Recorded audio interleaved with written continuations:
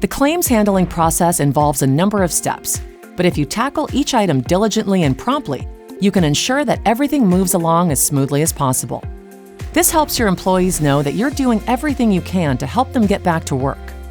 When an employee is injured, your first priority is to help the employee obtain medical care and notify their family of the incident.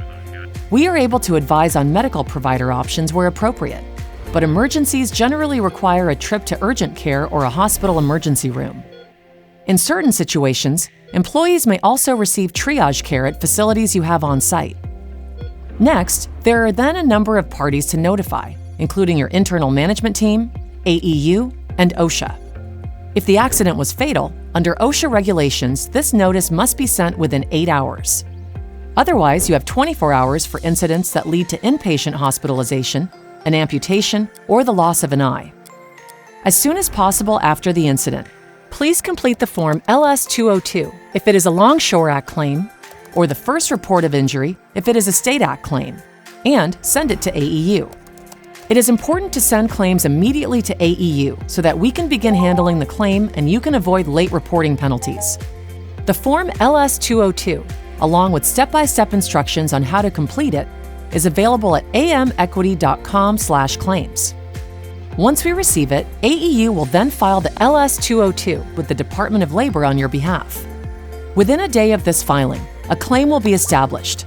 You'll get a call from your AEU claims specialist.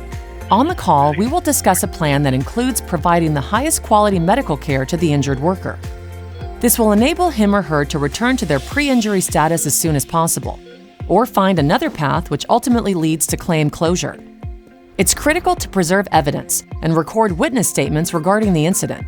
Proper documentation may include photographs, including date, time, place, and photographer, police reports, security videos, toxicology records, maintenance or service records, certifications, inspection logs, service agreements, notices sent to third parties, IT data, black box or event data recorders, EDR, computers, emails, product information and related materials, packaging, labels, warnings, and instructions, purchase, sale, lease, delivery, and warranty records, and bulletins and recalls. All of this information could be relevant or necessary to the claims handling process and should be stored safely.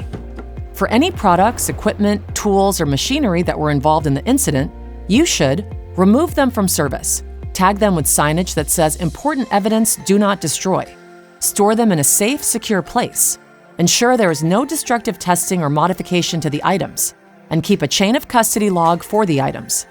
As the process plays out, please ensure that you provide support to and communicate with the injured worker, their family, and your other employees about the incident.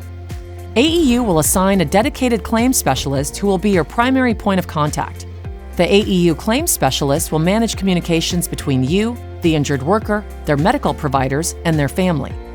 We can also coordinate assigned nurse case managers, attorneys, and field adjusters as necessary. In general, your AEU claims specialist will work with you to ensure your employee gets appropriate medical care and has a path toward returning to work so the claim can be closed. But you as the employer play a huge role in ensuring the claims process is smooth. Toward that end, you will provide a variety of relevant topics with your AEU specialist about the incident, including how the incident happened, if there were witnesses, as well as their names and contact information, if the employee reported it right away, and all information that you have on the injured worker.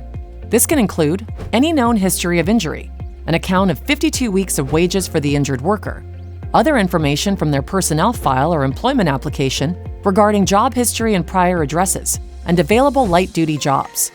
You may be able to minimize your costs in certain situations if you can reasonably accommodate the injured worker's new restrictions when returning to work. Injured workers are paid compensation when they are medically disabled. However, if they are released to work without restrictions, or you can accommodate their restrictions, then there will be no need to replace any lost wages through compensation. In closing, there are a few things to keep in mind about your role in the claims process.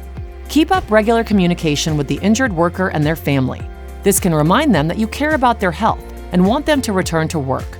Showing that you care makes the overall process more positive for the injured worker, and they are less likely to seek representation regarding their claim. Please also maintain communication with your AEU claims specialist so all parties are on the same page.